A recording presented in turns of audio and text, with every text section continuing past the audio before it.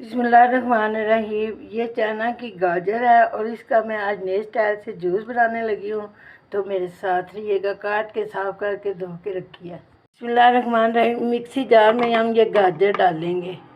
बिस्मिल्लाहिर्रहमानिर्रहीम। अब इसके अंदर थोड़ा सा पानी और चीनी डालेंगे। अब इसके ऊपर ढकना लगाएंगे और पीसेंगे। अब ये हमारा जूस तैयार हो गया। अब हम इसको छानेंगे। बिस्मिल्लाहिर्रहमानिर्रहीम। अब मैंने इसको छान लिया है और इसका पल्प मैंने निकाल लिया है। अब इसके अंदर मैंने एक लेमन डालना है, तो लेमन डाल के तो डिश आउट करके बताती हूँ। बिस्मिल्लाहिर्रहमानिर्रहीम। अब ये बड़ा खूबसूरत हो गया, इसका कलर बहुत अच्छा हो गया। तो अब हमने इस गिलास के अंदर इसको डिश आउट करना है। माशाल्लाह माशाल्लाह माशाल्लाह। ये देखें जी, माशाल्लाह माशाल्लाह। आपको अच्छा लग जाए तो शेयर करें, लाइक करें, सब्सक्राइब करें, अपनी दुआओं में याद रखें। ये देखें कितना खूबसूरत कलर आया है इसका।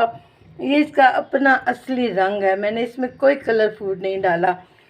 आपको अच्छा लग जाए तो शेयर करें, लाइक करें, सब्सक्राइब करें। अल्लाह हाफिज़।